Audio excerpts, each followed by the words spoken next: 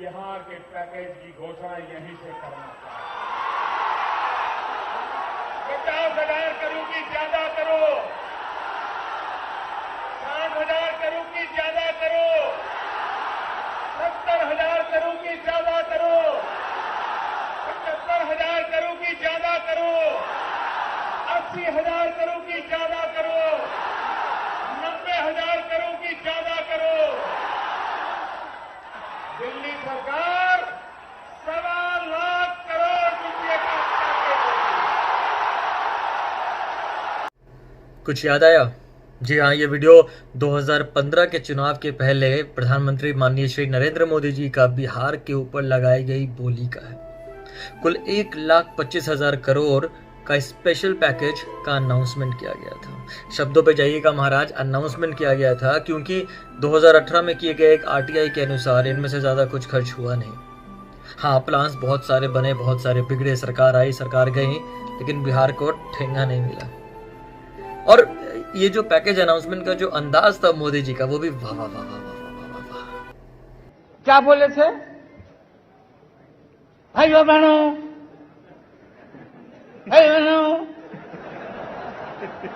बिजली आई, बिजली मिली तो बिजली 50 करोड़, 50 करोड़, 70 करोड़, 90 करोड़, कितना बिहार की बदहाली और सरकारी विफलताओं का जो ठीकरा है, वो हम नीतीश कुमार और लालू यादव के ऊपर फोड़ते आए हैं। कुछ लोग लालू यादव के 15 साल को जंगल राज कहते हैं, तो कुछ नीतीश कुमार के 15 साल को नील बटे सन्नाटा।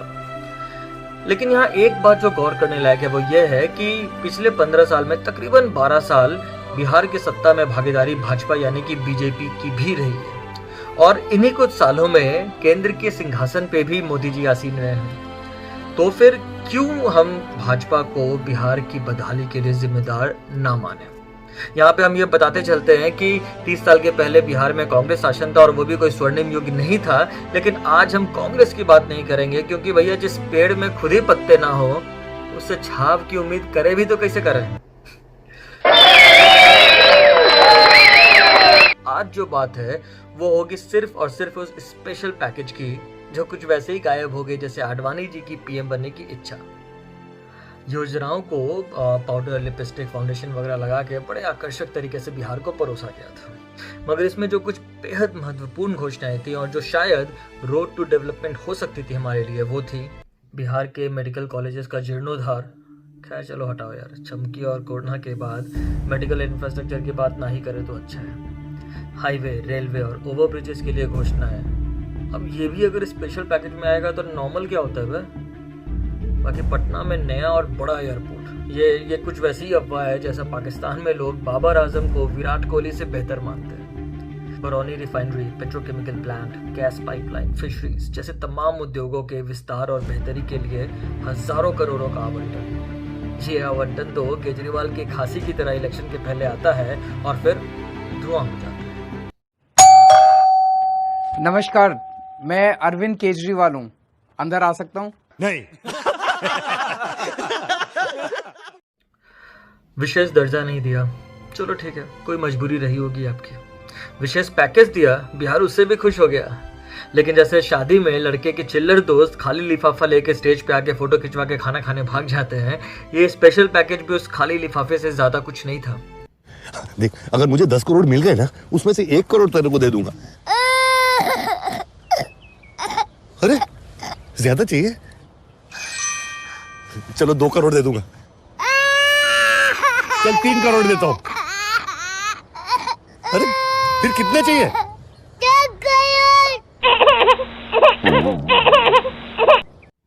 नहीं तो सोचिए कि 1,25,000 करोड़ का स्पेशल पैकेज और उस समय चल रहे 40,000 के ऑनगोइंग प्रोजेक्ट्स अगर बिहार की बेहतरी के लिए यूज हो गया होता, तो शिक्षा से लेकर उद्योग तक बिहार आज एक कहीं बेहतर स्थिति में होता।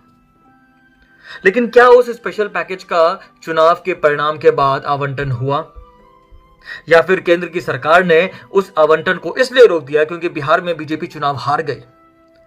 क्या कहीं ऐसा तो नहीं था कि चुनाव जीतने के बाद मुख्यमंत्री नीतीश कुमार ने अपने स्वार्थ और ईगो के लिए केंद्र की सरकार के साथ सहयोग करना ही बंद कर दिया, और जिसका खामियाजा पूरे बिहार को भुगतना पड़ा? बिहार की बदहाली के जो 3 सबसे बड़े कारण हैं वो हैं बेरोजगारी, अशिक्षा और उद्योगों की कमी। अब सोचिए ये जो हजारों करोड़ थे, अगर उनका सही से सदुपयोग हो गया होता तो कुछ नहीं तो कम से कम बिहार के बुझे हुए लालटेन में थोड़ी सी तेल डाल देते, जिसकी रोशनी में हम इस अंधेरी रात का सवेरा ढूंढ लेते। खैर ऐसा तो कुछ नहीं हुआ, मगर 2 साल के बाद बीजेपी और जेडीयू विक्रम बेताल की तरह वापस मिल गए। अब कौन किसको ढो रहा है वो हमें नहीं पता, लेकिन इतना तो बिल्कुल सच है कि बिहारियों के बेबसी और बिहार के बदहाली के लिए भाजपा भी उतनी ही जिम्मेदार है जितना कि लालू प्रसाद और जितना कि नीतीश कुमार।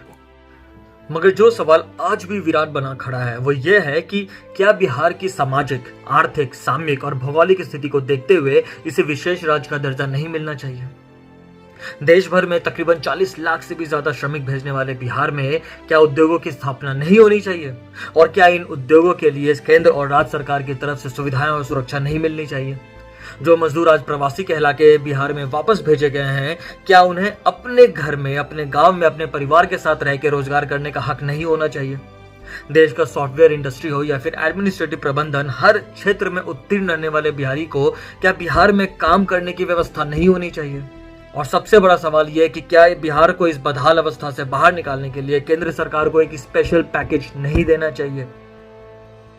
हम यहाँ इस बात से भी पूर्ण रूप से वाकिफ हैं और समर्थन करते हैं कि किसी भी समाज या किसी भी स्टेट के विकास के लिए सिर्फ सरकार नहीं बल्कि वहाँ रह रही जनता और वहाँ रह रहे लोग भी जिम्मेदार होते हैं। इसीलिए हमारा अपने लोगों से यह अनुग्रह है कि हमें अपने संसाधन और अपने श्रमिकों का बाहर में निर्यात रोकना है तो हमें उद्योगों का बिहार में आयात करना होगा, अर्थात रोजगार के अवसरों का सृजन करना होगा। और इसमें अगर पटना की सरकार काम नहीं कर पा रही है तो हमें दिल्ली की सरकार को उठाना पड़ेगा, क्योंकि वोट अब चेहरे पे नहीं बल्कि काम पे मिलेगा। और इसलिए जरूरी है एक ऐसा धमाका करने की जिससे मौन और मंद पड़ चुके इन सरकारों की न केवल नींद खुले बल्कि इनका सोया जमीर भी जाग जाए। यही कहते हुए हम अपनी बात पे अब पूर्ण विराम देना चाहेंगे, मगर इस जन आंदोलन पे अब कोई अल्प विराम नहीं लगना चाहिए, क्योंकि सदियों की ठंडी बुझी राग सुबुगा उठी, मिट्टी सोने का ताज पहन इठलाती है। दो राह समय के रथ का घर घर नाद सुनो, सिंहासन खाली करो कि जनता आती है। जय बिहार, जय हिंद।